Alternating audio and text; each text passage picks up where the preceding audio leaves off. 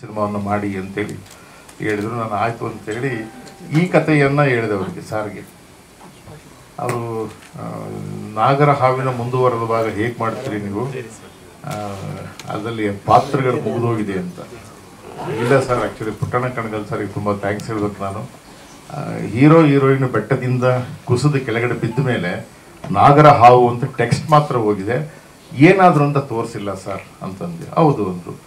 ಅದರಲ್ಲಿ ಮಾರ್ಗರೇಟ್ ಸತ್ತಿದ್ದಾರೆ, ರಾಮಾಚಾರಿ ಅವರು ಬದುಕಿದ್ದಾರೆ ಸರ್ ಅಂದರು. ವೆರಿ ಇಂಟ್ರೆಸ್ಟಿಂಗ್ ಅಂದರು ಅವರು. ಅದಾದಮೇಲೆ ಅವರು ಮನೆಗೆ ಬರ್ತಾರೆ. ಸೊ ಯೂಶ್ವಲಿ ತಂದೆ ತಾಯಿ ತೀರ್ಥ ಬಿಟ್ಟಿರ್ತಾರೆ ಅವರಿಗೆ. ಅದಾದ ನಂತರ ಚಾಮಯ್ಯ ಮೇಷ್ಟ್ರ ಮನೆಗೆ ಹೋದರೆ ಆಯಮ್ಮನೂ ಬೈದು ಕಳಿಸ್ತಾರೆ. ಕೊನೆಗೆ ಮಂಡಿ ಮರ್ಚೆಂಟ್ ಹತ್ರ ಅವರು ಬೈದು ಕಳಿಸ್ತಾರೆ.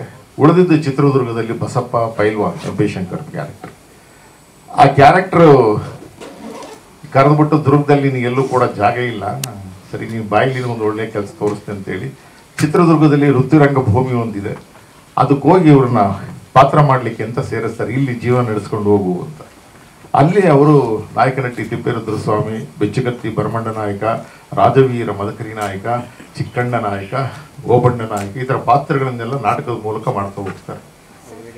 ಅಲ್ಲಿ ಪರಿಚಯ ಆದ ಒಂದು ಹೆಣ್ಣು ಮತ್ತೆ ಲವ್ ಸ್ಟೋರಿ ಟ್ರ್ಯಾಕು ಅಲ್ಲಿಂದ ಮುಂದುವರೆದು ಚಿತ್ರದುರ್ಗದಲ್ಲಿ ಕತೆ ಮುಂದುವರಿಯುತ್ತೆ. ಅವರಿಗೆ ಜನಿಸಿದ ಮಗನಿಗೆ ಒಂದು ಹೆಸರಿಡ್ತಾರೆ, ಆ ಹೆಸರು ಚಾಮಯ್ಯ.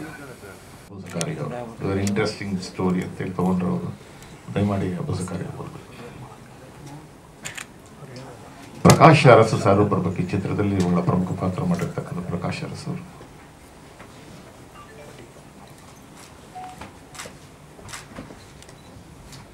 ರಾಮಾಚಾರ್ಯ ಪಾತ್ರದ ನಂತರ ಜೊತೆಗಿದ್ದಂಥ ಚಾಮಯ್ಯನ ಪಾತ್ರ ಕೊಡುಕುವಾಗ ನನಗೆ ಸಿಕ್ಕಿದ್ದು ನಮ್ಮ ಜೊತೆಯಾಗಿ ನಡೆದಂಥ ಪ್ರದೀಪ್ ಶಾಸ್ತ್ರಿ ಚಳ್ಳಕೆರೆ ಹೇಳಿತ್ತು. ಅದಕ್ಕೆ ಅವನು ಕರೆಕ್ಟಾಗಿ ಆಪ್ಟಾಗಿ ಇದ್ದ ಅಂದ್ಬಿಟ್ಟು ಅವನು ಕೂಡ ಕರೆಸಿದ, ಅವನು ಕೂಡ ಬಂದರು. ಅಂತ ಪ್ರಕಾಶ್ ಅರಸ್ ಸರ್, ಅವನೇ ಬಹುತೇಕ ಸುಧಾಕರ್, ಸೂರ್ಯತೇಜ ಅವರು, ಅವನೇ ಕಾರ್ತಿಕ, ಅವನೇ ಗುರು ಕಿರಣ್, ರಾಘವೇಂದ್ರ, ಸಾಬು ಮದಕರಿ, ಸಂದೀಪ್ ರಾಮಚಂದ್ರ, ಈಗ ಭಾಳಷ್ಟು ಜನ ಟೀಮ್ ವರ್ಕ್ ಮಾಡ್ತಾರೆ ನನಗೆ.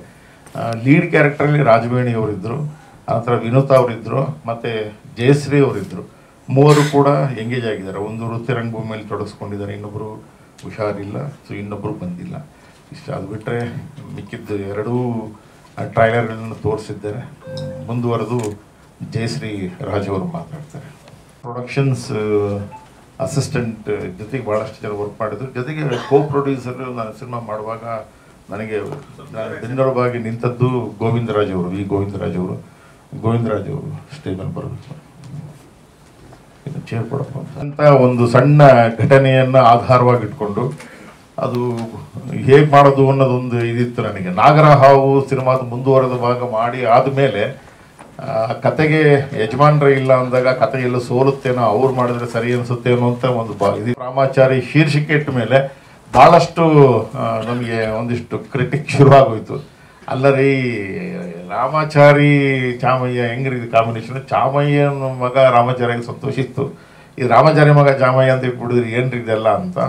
ಇಲ್ಲಿ ಹೆಸರಿಟ್ಟಿದ್ವಿ, ಸಿನಿಮಾ ಆಮೇಲೆ ನೋಡಿ ಅಂತೇಳಿ ಎಲ್ಲ ಸೋಷಿಯಲ್ ಮೀಡಿಯಾದೆಲ್ಲ ತುಂಬ ಹರಿದಾಡ್ತು ವಿಷಯಗಳೆಲ್ಲ. ಅದಾದಮೇಲೆ ಚಿತ್ರೀಕರಣ ಮಾಡೋಕ್ಕೆ ಹೋದಾಗ ನನಗೆ ಗೊತ್ತಾಗಿದ್ದೇನು ಅಂದರೆ, ಇಡೀ ಕರ್ನಾಟಕದ ಬಹುತೇಕ ಭಾಗಗಳಲ್ಲಿ ವಿಷ್ಣುವರ್ಧನ್ ಸಾರ್ ಅವರು ಇದ್ದಾರೆ ಅನ್ನೋ ಭಾವನೆಯಲ್ಲೇ ಜನ ಇದ್ದಾರೆ ಇವತ್ತು, ಅವರ ಭಕ್ತರು, ಅವರ ಅಭಿಮಾನಿಗಳು. ನಾವು ಇವನ್ನ ಕರ್ಕೊಂಡೋಗಿ ಶೂಟಿಂಗ್ ಮಾಡೋಕ್ಕೆ ಹೋದಾಗ ಟೋಟಲ್ ಮಾಡೋಕ್ಕಾಗಲಿಲ್ಲ ನಮಗೆ. ಅಷ್ಟು ಜನ ಉತ್ಕೊಂಡ್ರು ಚಿತ್ರದುರ್ಗದಲ್ಲಿ. ನಮಗೆ ಟೋಟಲ್ ನಾವು ಜಾಮ್ ಆಗ್ಬಿಟ್ಟು ನಾವು ಏನು ಮಾಡೋದು ಗೊತ್ತಾಗ್ತಾ ಇಲ್ಲ ನಮಗೆ. ಈಗ ಮೂವ್ ಆಗಲಿಲ್ಲ ಟೋಟಲ್. ನಾವು ಯಾವ ಇದನ್ನು ಮಾಡೋಕ್ಕಾಗಲಿಲ್ಲ. ಇಮಿಡಿಯೇಟಾಗಿ ಇಲ್ಲ ಹೊರಟು ಬಂದ್ಬಿಟ್ಟು ಸುಮ್ಮನೆ ಆಮೇಲೆ ಒಂದಕ್ಕೊಂದು ಬೆಳೆದು ಏನಾದರೂ ಆದರೆ ಕಷ್ಟ ಅಂದ್ಬಿಟ್ಟು ಇಮಿಡಿಯೇಟಾಗಿ ಹೊರಟ್ಬಿಟ್ಟು ಬಂದ್ಬಿಟ್ವಿ. ಅದಾದಮೇಲೆ ಮತ್ತೆ ಮುಂದಿನ ವರ್ಷಕ್ಕೆ ಮತ್ತೆ ಪ್ಲಾನ್ ಹಾಕ್ಕೊಂಡ್ವಿ. ಹಂಗೆ ಹಾಕ್ಕೊಂಡು ಅದನ್ನು ಎಲ್ಲೆಲ್ಲಿ ಮಾಡಬೇಕಾಗಿದ್ದು ವರ್ಕನ್ನು ಮೊದಲೇ ಪ್ಲಾನ್ ಮಾಡಿ ಆಮೇಲೆ ಶೂಟ್ ಮಾಡಿ ಇವ್ರಿಗೆ ಏನೇನು ಜಾಗಗಳಿದ್ದನ್ನು ನೀಟಾಗಿ ಇಟ್ಕೊಂಡು ವರ್ಕ್ ಮಾಡಿ ಜನಗಳು ಸ್ವಲ್ಪ ಆವಾಗ ನಮಗೆ ಕೋಆಪ್ರೇಟ್ ಮಾಡೋದು. ಅಲ್ಲೆಲ್ಲೆಲ್ಲ ನಾವು ಸ್ವಲ್ಪ ಬಂದೋಬಸ್ತ್ ಮಾಡ್ಕೊಂಡು ಮಾಡಿದ್ವಿ. ಸೊ ಅದು ಯಜಮಾನ್ರ ಬ್ಲೆಸ್ಸಿಂಗ್. ಇವರಿದ್ದಾರೆ ಅನ್ನೋ ಇದರಲ್ಲೇ ಆ ಜನ ಇದ್ದಾರಲ್ಲ ಅಭಿಮಾನಿಗಳು, ಅದಕ್ಕೆ ನಾವು ಕರ್ನಾಟಕದವ್ರು ಎಷ್ಟು ಇದು ಮಾಡಿದ್ರು ಸಾಲದು ನಾವು. ಸೊ ಈ ಸಿನಿಮಾದ ಆಯ್ಕೆ ಪ್ರಕ್ರಿಯೆ ಕಲಾವಿದರದು, ತಂತ್ರಜ್ಞರದು ಎಲ್ಲ ಮಾಡಿಕೊಂಡು ಇಡೀ ಸಿನಿಮಾವನ್ನು ತಂದು ನಾನು ಇಟ್ಟಾಗ ಎಲ್ಲ ನಮ್ಮ ಪಲ್ಲಕ್ಕಿ ಫಿಲ್ಮ್ ಇನ್ಸ್ಟಿಟ್ಯೂಟ್ ಹುಡುಗರನ್ನ ಏನೇನು ರೆಡಿ ಮಾಡಿದ್ದೆ ಅವ್ರನ್ನ ಇನ್ನೊಂದು ಸರಿ ರೆಡಿ ಮಾಡೋಕ್ಕೆ ಶುರು ಮಾಡಿದೆ. ಎಲ್ಲರೂ ಎಲ್ಲ ವಿಭಾಗಗಳಲ್ಲಿ ಕೆಲಸ ಮಾಡಿದರು. ಗೋವಿಂದ್ ಅವರು ನಿರಂತರವಾಗಿ ರಂಗಭೂಮಿಯಿಂದ, ರೈಲು ರಂಗಭೂಮಿಯಿಂದ ಅವ್ರ ಜೊತೆಯಾಗಿ ಬಂದರು. ಆಮೇಲೆ ಹುಡುಗರೆಲ್ಲ ಬಂದು ಕೈ ಜೋಡಿಸಿದರು. ಒಟ್ಟಾರೆ ಎಲ್ಲ ಸಿನಿಮಾವು ಬಾದಾಮಿ, ಐಹೊಳೆ, ಬನಶಂಕರಿ ಮತ್ತು ಬೆಂಗಳೂರು, ಚಿತ್ರದುರ್ಗ ಮುಗಿಸ್ಕೊಂಡು ಸಿನಿಮಾವನ್ನು ಮುಂದಿನ ತಿಂಗಳು ಏಪ್ರಿಲ್ ನಾನು ಇದನ್ನು ತೆರೆಗೆ ತರಲಿಕ್ಕೆ ಇಷ್ಟಪಟ್ಟಿದ್ದೀನಿ. ತಾವುಗಳು ವಿಚಾರವನ್ನು ಪ್ರಚಾರ ಮಾಡಿ ಇದಕ್ಕೊಂದು ನ್ಯಾಯ ಒದಗಿಸ್ಕೊಡ್ತೀರಾ ಅಂತೇಳಿ ಒಂದು ಮನವಿ ಅಷ್ಟೇ, ಅದು ಬಿಟ್ಟು ಹೆಚ್ಚೇನು ಹೇಳೋದಿಲ್ಲ. ನಮಸ್ಕಾರ. ಆಗಿದ್ದು ಅದಕ್ಕಿಂತ ಮೊದಲು ವಿಷ್ಣು ಸೇನ ಕದಂಬ ಸಿನಿಮಾ ಟೈಮಲ್ಲಿ ಡೈರೆಕ್ಟರ್ ನಾಗಣ್ಣ ಸರ್ ಕರ್ಕೊಂಡೋಗಿದ್ರು. ಯಜಮಾನ್ರಿಗೆ ಕರೀತಾರೆ ಬರ್ರಿ ಅಂತ. ನಮಗೆ ಅವ್ರು ನೋಡಿದ್ರೆ ಅರ್ಧ ಭಯ ಆಗಿತ್ತು, ಅಲ್ಲಿ ನಡಕ ಶುರುವಾಗಿತ್ತು. ಆಮೇಲೆ ಅವರು ಕ್ಯಾಪೆಲ್ಲ ಹಾಕಿದ್ರು, ಪಾಲಿಸ್ ಗಾಡಿಯಲ್ಲಿದ್ದರು, ಕೈ ಹಿಡಿದ್ರು, ಮಾತಾಡಿಸಿದ್ರು, ಬನ್ನಿ ಮಾತಾಡೋಣ ಅಂದ್ರು ಕೈವಾರ ತಾತ ಅನೌನ್ಸ್ ಆದಾಗ.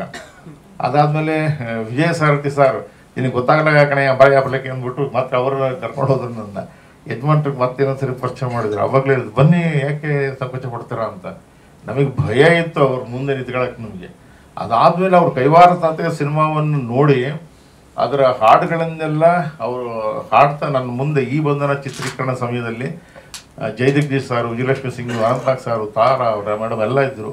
ಮಧ್ಯಾಹ್ನ ಊಟ ಮುಗಿಸಿ ಅವರು ಶಾರ್ಟ್ ಬರಬೇಕಾಗಿತ್ತು.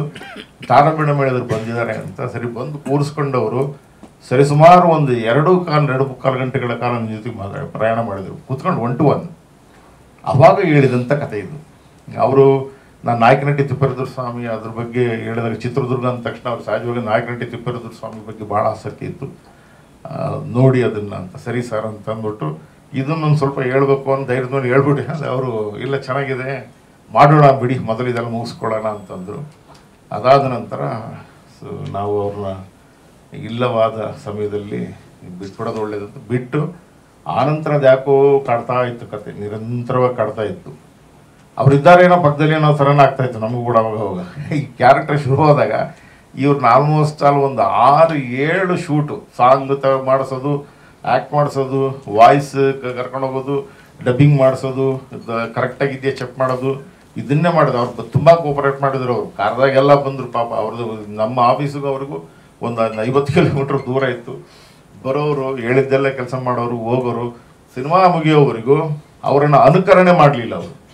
ನಾನು ಹೇಳಿದೆ ಅನುಕರಣೆ ಮಾಡೋಕ್ಕೆ ಹೋಗಬೇಡಿ, ನಿಮ್ಮ ತನವನ್ನು ನೀವು ಕಾಪಾಡಿಕೊಂಡು ವೃತ್ತಿ ರಂಗಭೂಮಿಯ ಅದನ್ನು ಮಾತ್ರ ನೀವು ಪ್ರೆಸೆಂಟ್ ಮಾಡಿ ಅದೇ ರೀತಿ ಅವರು ಮಾಡಿಕೊಟ್ರು. ಸೊ ಮಾಡಿದ್ದನ್ನು ಯಥಾವತ್ತು ನಾನಿಲ್ಲಿ ಇಟ್ಟಿದ್ದೀನಿ. ಮಧ್ಯದಲ್ಲಿ ಮಾತ್ರ ಅವರ ಗುರುತಿರಲಿ ಅಂತ ಈ ಕಡಗ ಮತ್ತು ಕಾಲಿನ ಸಿಂಬಲ್ ಏನಿತ್ತು ಅದನ್ನು ಮಾತ್ರ ಬಳಸಿದ್ದೀನಿ. ಇನ್ನೆಲ್ಲ ಕಡೆ ಅವರು ಜಯಶ್ರೀ ರಾಜ್ ಅವರು ಅವರ ಅಭಿನಯವನ್ನು ಸಂಪೂರ್ಣವಾಗಿ ಇದನ್ನು ಹಿಡಿದಿಟ್ಟಿದ್ದಾರೆ. ಇಲ್ಲಿ ಇಡೀ 2 ಗಂಟೆ ಸಿನಿಮಾ ಭಾಳ ಚೆನ್ನಾಗಿ ಹಿಡಿದಿಟ್ಟಿದ್ದಾರೆ. ಎಲ್ಲ ಪಾತ್ರಗಳು ತುಂಬ ಚೆನ್ನಾಗಿ ಹಿಡಿದಿಟ್ಟಿದ್ದಾರೆ. ಮ್ಯೂಸಿಕ್, ಬ್ಯಾಕ್ಗ್ರೌಂಡ್ ಸ್ಕೋರ್ ಅದು ತುಂಬ ಚೆನ್ನಾಗಿದೆ.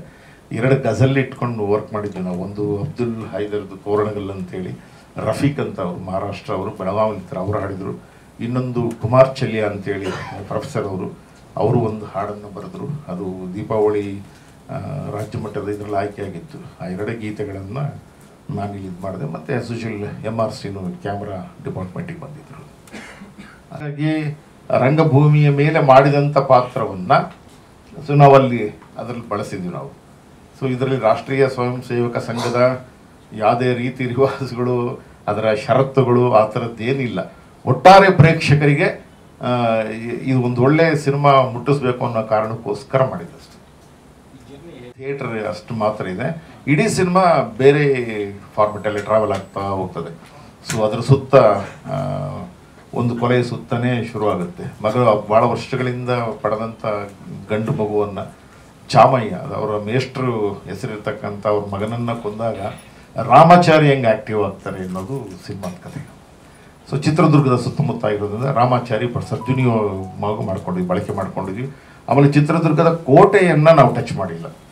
ಚಿತ್ರದುರ್ಗದ ಕೋಟೆಯ ಹಿಂಭಾಗದಲ್ಲಿರ್ತಕ್ಕಂಥ 7 ಒಡ್ಡುಗಳು, ಚಿತ್ರದುರ್ಗಕ್ಕೆ ನಗರಕ್ಕೆ ಸಪ್ಲೈ ಆಗ್ತಕ್ಕಂಥ 7 ಒಡ್ಡುಗಳು, ಮತ್ತಿ ತಿಮ್ಮಣ್ಣ ನಾಯಕನ ಕೆರೆಯಿಂದ ಏನು 7 ಸುತ್ತಿತ್ತು, ಆ 7 ಸುತ್ತಿನ ಹಿಂದೆ ಇದ್ದಂಥ ಕೋಟೆಗಳನ್ನು ಬಳಸಿದ್ವಿ. JCB ಬಿಟ್ಟು ಕ್ಲೀನ್ ಮಾಡಿ ಅದನ್ನು ಬಳಸಿದ್ದು ವಿಶೇಷ. ಆಮೇಲೆ ಅದು ಕೊಡೋದು ಏನಿಲ್ಲ ಮೇಡಮ್ ಸರ್ ಅಂತೆಲ್ಲ ಕೇಳ್ಕೊಂಡ್ಮೇಲೆ ಆಮೇಲೆ ಅದು ಇದು ಮಾತಾಡಿಲ್ಲ. ವಿಷಯ ಚರ್ಚೆ ಆದಮೇಲೆ ಕೊಟ್ಟರು.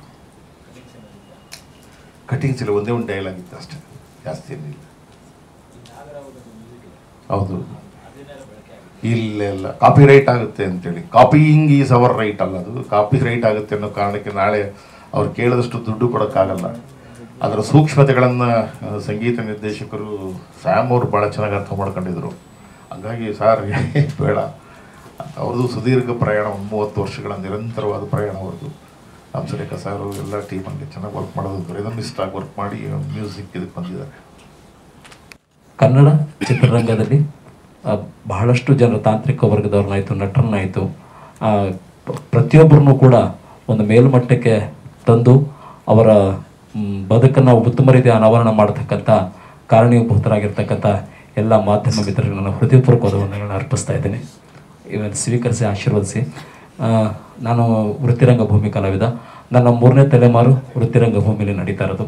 ನನ್ನ ತಾತನವರು, ನನ್ನ ತಂದೆ, ಇಡೀ ನನ್ನ ಕುಟುಂಬವೇ ನಾವು ವೃತ್ತಿರಂಗ ಭೂಮಿ ನಾಟಕ ಕಂಪನಿ ಕಲಾವಿದರು. ಇದರಲ್ಲೇ ಬದುಕನ್ನು ಕಟ್ಟಿಕೊಂಡು ಇದರಲ್ಲೇ ಬದುಕನ್ನು ನಡೆಸ್ತಾ ಇರ್ತಕ್ಕಂಥವ್ರು ನಾವು.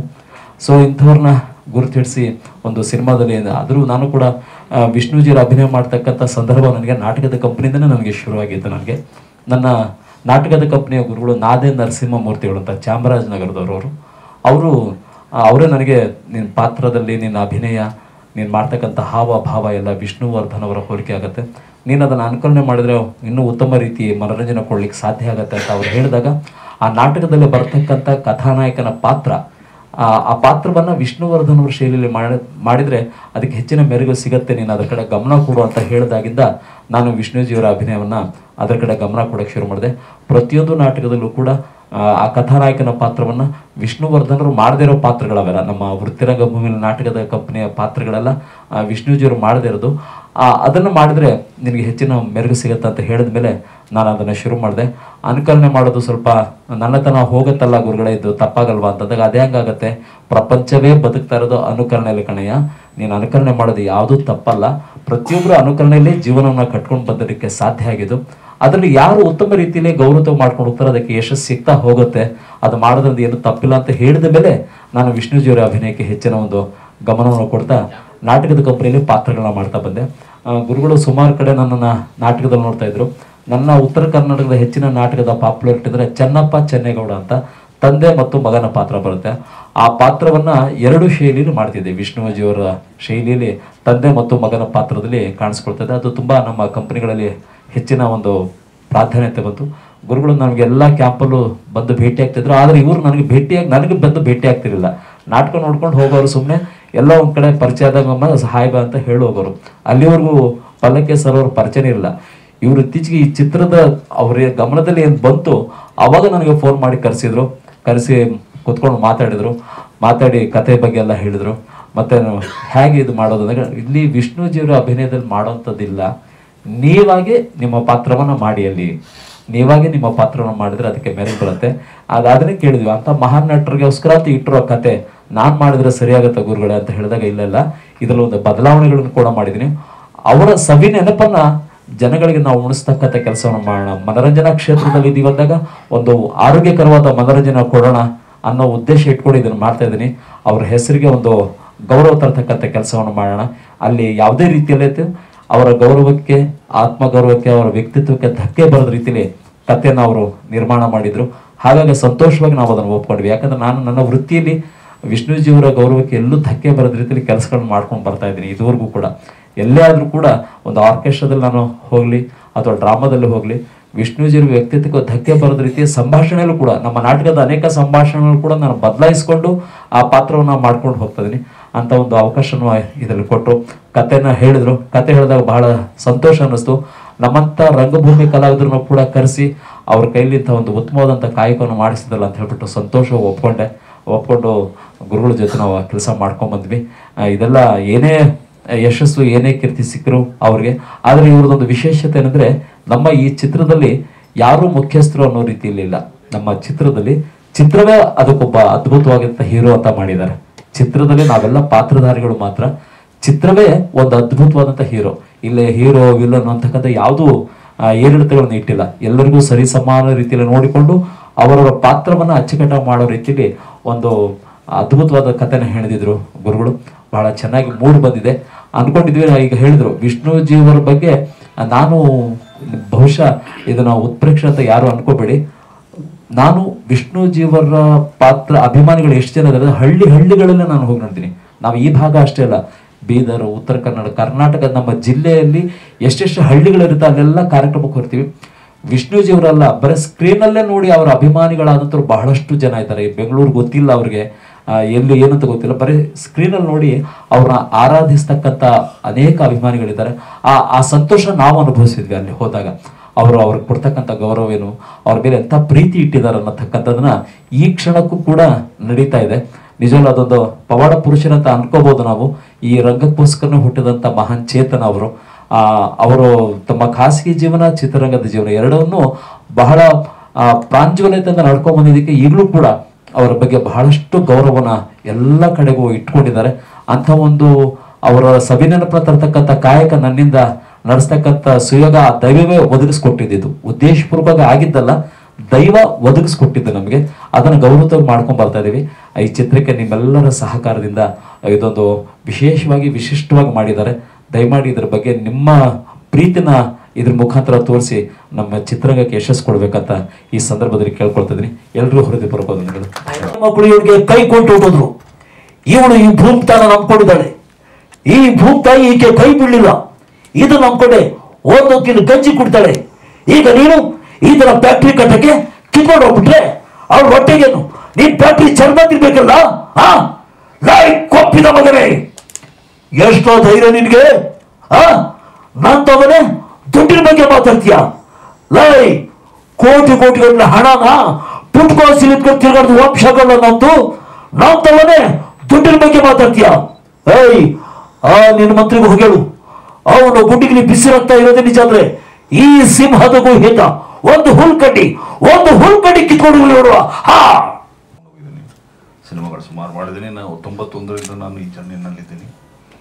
ಈಗ ಮದಕರಿಪುರ ಅಂತ ಒಂದು ಸಿನಿಮಾ ಕತೆ ಕೇಳಿದ ಮೇಲೆ ಕಿಚ್ಚ ಮಾತಾಡ್ತಾನೆ ಅನ್ನೋ ಒಂದು ಟೈಟ್ಲ್ ಇಟ್ಕೊಂಡು ಮಾಡಿದ್ರು. ಅದ ಕಥೆನ ತಗೊಂಡು ನಾನೀಗ ಮಲಯಾಳಮಲ್ಲಿ ಮಾಡ್ತಾ ಇದ್ದೀನಿ, ಬಿಜು ಮೆನೋನವ್ರನ್ನ ಇಟ್ಕೊಂಡು. ಅದು ಶೂಟಿಂಗ್ ಆಗಲೇ ಸ್ಟಾರ್ಟ್ ಆಗಿದೆ. ಹಾಗಾಗಿ ಈ ಒಂದು ಚಾಮಯ್ಯ ಸಣ್ಣ ರಾಮಾಚಾರಿ ಇದೊಂದು ಇದು ಅಂತ ಹೇಳೋದಕ್ಕೆ ಅಲ್ಲಿಂದ ಬಂದಿದ್ದೀನಿ. ಎಲ್ರಿಗೂ ಒಳ್ಳೇದಾಗಲಿ ಅಂತ ಹೇಳಿ ನಾನು ಭಾವಿಸ್ತೀನಿ. Thank you. ನಾಗರಹಾವು ಚಿತ್ರ ನೀವೆಲ್ಲ ನೋಡಿರ್ತೀರಿ. ಅದರಲ್ಲಿ ಲೋಕನಾಥ್ ಮಾಡಿದಾರಲ್ಲ ಪಾತ್ರ, ಬಹುಶಃ ಆ ಪಾತ್ರದ ಮುಂದುವರಿಕೆ ಆಗಿದ್ದಿದ್ರೆ ಈ ಜನ್ರೇಷನ್ ಜೊತೆ ಅಂಥ ಪಾತ್ರ ಯಾವ ರೀತಿ ಇಂಟ್ರ್ಯಾಕ್ಟ್ ಮಾಡುತ್ತೆ ಅನ್ನೋದನ್ನು ಒಂದು ಆಲೋಚನೆಗೆ ತಗೊಂಡು ಒಂದು ಪಾತ್ರವನ್ನು ಸೃಷ್ಟಿ ಮಾಡಿದ್ರೆ ಹೇಗಿರುತ್ತೆ ಆ ಥರದ ಒಂದು ಪಾತ್ರ. ನಾಗರಾವು ನೀವೆಲ್ಲ ನೋಡಿದಾಗ ಕೊನೆಯಲ್ಲಿ ಆ ದುರಂತದಲ್ಲಿ ಕೊನೆಗೊಳ್ಳುವಂಥ ಆ ಚಲನಚಿತ್ರ, ಆದರೂ ಚಲನಚಿತ್ರ ಮುಗಿಬೋದು, ಆದರೆ ಸಮಾಜ ಮುಂದುವರಿಯುತ್ತಲ್ಲ, ಆ ಸಮಾಜ ಆ ಒಂದು ಬ್ಯಾಕ್ ಡ್ರಾಪ್ನಲ್ಲಿ ಮತ್ತೆ ಮುಂದುವರೆದ್ರೆ ಹೇಗಿರುತ್ತೆ ಅನ್ನೋದನ್ನ ಚಾಮಯ್ಯ ಸಣ್ಣ ರಾಮಾಚಾರಿನಲ್ಲಿ ಪಲ್ಲಕ್ಕಿ ಸಾರು ಇವತ್ತಿನ ಜನರೇಷನ್ ಜೊತೆಯಲ್ಲಿ ಇವತ್ತಿನ ಕಾಲಮಾನದಲ್ಲಿ ಹೇಗೆ ಅದನ್ನ ಮೂಡಿ ಬರೆಸೋದಕ್ಕೆ ಸಾಧ್ಯ ಅನ್ನೋದನ್ನ ಬಹಳ ಚೆನ್ನಾಗಿ ಈ ಚಿತ್ರದಲ್ಲಿ ಮಾಡಿದ್ದಾರೆ. ರಾಜು ಸರ್ ಅವರು ಹೇಳಿದಾಗೆ ಇಲ್ಲಿ ಯಾರು ಮುಖ್ಯರಲ್ಲ, ಯಾರು ಅಮುಖ್ಯರೂ ಅಲ್ಲ, ಆ ಥರದಲ್ಲಿ ಮಾಡಿ ಇಡೀ ಕತೆ ಒಂದು ಕಾಂಪ್ರಹೆನ್ಸಿವ್ ಆಗಿ ಸಂಪೂರ್ಣವಾಗಿ ಒಂದು ರೀತಿಯ ಇವತ್ತಿನ ಜನರೇಷನ್ನಲ್ಲಿ ಏನೆಲ್ಲ ನಡೀತಾ ಇದೆ ಅನ್ನೋದನ್ನು ತುಂಬ ಚೆನ್ನಾಗಿ ಅದು ಮೂಡಿ ಬಂದಿದೆ. ಪಲ್ಲಕ್ಕಿ ಸರ್ ಅವರ ಒಂದು ದೊಡ್ಡ ಶಕ್ತಿ ಏನಪ್ಪಾ ಅಂತಂದ್ರೆ ಅವ್ರು ಯಾವತ್ತೂ ಯುವಕರ ಜೊತೆನೇ ಇರ್ತಾರೆ. ನೀವು ಯಾವತ್ತೇ ನೋಡಿ ಒಂದು ಯುವಕರ ದಂಡು ಅವ್ರ ಜೊತೆ ಯಾವತ್ತೂ ಇರುತ್ತೆ. ಹಾಗಾಗಿ ಬಹುಶಃ ಅವರು ಯೌವನನೂ ಕಳ್ಕೊಂಡಿಲ್ಲ, ಅವರು ಹಂಗೆ ಇದ್ದಾರೆ, ಅವತ್ತಿಂದನೂ ಹಿಂಗೆ ಇದ್ದಾರೆ ಅಂತ ಕಾಣುತ್ತೆ. ಅಥವಾ ಇದು ಒಂದು ಯುವಕರ ಮಧ್ಯೆ ಇವತ್ತಿನ ಜನರೇಷನ್ ಜೊತೆನಲ್ಲಿ ಆ ಕಥೆಯನ್ನ ಹೇಗೆ ಹೇಳೋದಕ್ಕೆ ಸಾಧ್ಯ ಅನ್ನೋದನ್ನ ಬಹಳ ಚೆನ್ನಾಗಿ ಅದನ್ನ ತೋರಿಸಿದ್ದಾರೆ. ನಾನು ಸಂಪೂರ್ಣ ಚಿತ್ರವನ್ನು ನೋಡೋಕ್ಕಾಗಿಲ್ಲ, ಆದರೆ ನಾನು ಕಂಡಂತ ತುಣುಕುಗಳಲ್ಲಿ ಅದು ಚೆನ್ನಾಗಿ ಮೂಡಿ ಬಂದಿದೆ. ನಮ್ಮ ಹೀರೋ ಸಹ ಅದರಲ್ಲಿ ಚೆನ್ನಾಗಿ ಮಾಡಿದ್ದಾರೆ. ಅವ್ರಿಗೂ ಯಶಸ್ಸು ಸಿಗಬೇಕು, ಮತ್ತೆ ಪಲ್ಲಕ್ಕಿ ಸಾರ್ಗೆ ಒಂದು ಬ್ರೇಕ್ ಥ್ರೂ ಸಿಗಬೇಕು ಅಂತ ನಾನು ಅನ್ಕೋತೀನಿ. ನಮ್ಮ ಗೆಳೆಯರಾದ ರಾಜು ಅವರು ತಮ್ಮ ಎಲ್ಲ ಶಕ್ತಿಯನ್ನ, ತಮ್ಮ ಎಲ್ಲ ಕಲಾ ಪ್ರತಿಭೆಯನ್ನ ಈ ಒಂದು ಚಲನಚಿತ್ರದಲ್ಲಿ ಹಾಕಿ ಇದನ್ನ ಬಹಳ ಸುಂದರವಾಗಿ ಮೂಡಿಸಿದ್ದಾರೆ. ಇದನ್ನ ಜನ ಹೇಗೆ ತಗೋತಾರೆ ಅನ್ನೋದು ಮುಂದೆ ಇದು ಚಿತ್ರ ರಿಲೀಸ್ ಆದಾಗ ಗೊತ್ತಾಗುತ್ತೆ. ನಾವು ಅನ್ಕೊಂಡಿದ್ದಕ್ಕಿಂತ ಹೆಚ್ಚಿನ ಯಶಸ್ಸು ಸಹ ಸಿಗೋದಕ್ಕೆ ಖಂಡಿತ ಸಾಧ್ಯ ಇರುವಂಥ ಒಂದು ಚಲನಚಿತ್ರವಾಗಿದೆ ಇದು. ನಾನು ಈ ಒಂದು ಸಂದರ್ಭದಲ್ಲಿ ಎಲ್ಲ ಮಾಧ್ಯಮ ಮಿತ್ರರಿಗೂ ಈ ಒಂದು ಚಲನಚಿತ್ರನ ಜನಗಳಿಗೆ ತಲುಪಿಸುವಂಥ ದಿಕ್ಕಿನಲ್ಲಿ ಒಂದು ಸೂಕ್ತವಾದಂಥ ಶಕ್ತಿಯುತವಾದಂಥ ಒಂದು ಪ್ರಚಾರವನ್ನು ಕೊಡಬೇಕು ಅಂತ ನಾನು ಕಳಕಳಿಯಿಂದ ಕೇಳ್ಕೊತೀನಿ. ನಮಸ್ಕಾರ. ನಾನು ಈ ಚಿತ್ರಕ್ಕೆ ಕೋ ಪ್ರೊಡ್ಯೂಸರ್ ಆಗಿ ನಿಂತ್ಕೊಂಡು ಬೆನ್ನೆಲುಬಾಗಿ ನಿಂತು ಸಹಾಯ ಮಾಡಿದ್ದೀನಿ. ಈ ಚಿತ್ರ 3 ಕಡೆ ಶೂಟಿಂಗ್ ನಡೀತದೆ. ಅಲ್ಲೆಲ್ಲ ಹೋಗಿ ಜೊತೆಲಿ ನಿಂತು ಕೆಲಸ ಮುಗಿಸ್ಕೊಂಡು ಬಂದಿದ್ದೀವಿ. ಇಲ್ಲ, ಇವಾಗ ನಾವು ಆ್ಯಕ್ಟ್ ಮಾಡಿ ರಿಲೀಸ್ ಯಾವಾಗ ಪ್ಲಾನ್ ಮಾಡ್ತೀವಿ? ಏಪ್ರಿಲಲ್ಲಿ. ಚಾಲೆಂಜಿಂಗ್ ಆಗಿತ್ತು, ಕೆಲವು ತುಂಬ ಚೆನ್ನಾಗಿ ಬಂದಿದೆ. Vishnuvardhan sir last picture work ಮಾಡಿದ್ದೆ, ಮ್ಯೂಸಿಕ್ ಡೈರೆಕ್ಟರ್ ಶ್ರೀಧರ್ ಸಂಭ್ರಮ್ ಅವರಿಗೆ. ಅದಾದಮೇಲೆ ಇದು ನಿಜವಾಗ್ಲೂ ವಿಷ್ಣುವರ್ಧನ್ ಸರ್ ಅವ್ರ ಪಿಕ್ಚರ್ಗೆ ವರ್ಕ್ ಮಾಡೋ ಥರ ಒಂದು ಫೀಲಿಂಗ್ ಇತ್ತು, ಚೆನ್ನಾಗಿತ್ತು. ಈ ಪಿಕ್ಚರು 100% ಸಕ್ಸಸ್ ಆಗಬೇಕಂತ ನನ್ನ ವಿಶ್. Thank you. ಸಾಂಗ್ಸು ಗಜಲ್ ಟೈಪ್ 2 ಸಾಂಗ್ ಮಾಡಿದ್ವಿ. ನಾರ್ಮಲ್ ಥರ ಇಲ್ಲ, ಸ್ವಲ್ಪ ಡಿಫ್ರೆಂಟ್ ಮೆಲೋಡಿ, ಡಿಫ್ರೆಂಟ್ ಆಗಿದೆ. ಗಜಲ್ ಟೈಪ್ ಸಿಚುವೇಶನ್ ಓರಿಯೆಂಟೆಡ್ ಸಾಂಗ್. ಆಮೇಲೆ ರೆಕಾರ್ಡಿಂಗು ತುಂಬ ಸಸ್ಪೆನ್ಸ್ ಕಮ್ ಸೆಂಟಿಮೆಂಟ್, ಸ್ವಲ್ಪ ಚಾಲೆಂಜಿಂಗ್ ಆಗಿ ವರ್ಕ್. Thank you sir. ಒಂದು ವೆಯ್ಟೇಜ್ ಇರೋ ಪಾತ್ರ ಚಾಮಯ್ಯ ಅನ್ನೋ ಪಾತ್ರಕ್ಕೆ ನನ್ನ ಆಯ್ಕೆ ಮಾಡಿರೋದಕ್ಕೆ, ಆಮೇಲೆ ನನ್ನೆಲ್ಲ ಚಿತ್ರದ ಕಲಾವಿದರಿಗೆ ಆಲ್ ದಿ ಬೆಸ್ಟ್ ಹೇಳ್ತಾ, ಈಗ ಆಲ್ರೆಡಿ ಚಿತ್ರದ ಬಗ್ಗೆ ಎಲ್ಲ ಹೇಳ್ತಾ ಇದ್ರು. ಸೊ ಅದನ್ನು ಒಂದು ಚಿಕ್ಕದಾಗಿ ಮುಂದುವರೆದ ಭಾಗ ಅನ್ನೋ ಥರ ಈಗೆಲ್ಲ ನೋಡ್ತಿರೋ ಹಾಗೆ ಜೆನ್ ಝಿ ಜನ್ರೇಷನ್ ಅಂತ ಆಲ್ರೆಡಿ ಟಾಕಿಂಗಲ್ಲಿದೆ, ಜೆನ್ ಝಿ ಜನ್ರೇಷನ್ ಅಂತ. ಸೊ ಅದನ್ನು ಡೈರೆಕ್ಟರ್ ಸಾರು ದುರ್ಗದಲ್ಲಿರೋ ಜನ್ರೇಷನ್, ಈಗಿನ ಜನ್ರೇಷನ್ನು ಯಾವ ಥರ ಇದ್ದಾರೆ, ಆಮೇಲೆ ಟೈಟಲಲ್ಲಿರೋ ಹಾಗೆ ಚಾಮಯ್ಯ ರಾಮಾಚಾರಿ ಅನ್ನೋದು ಬರೀ ಟೈಟ್ಲಲ್ಲ, ಅದೊಂದು ಎಮೋಷನ್ನು, ಆಮೇಲೆ ಕಲ್ಚರು.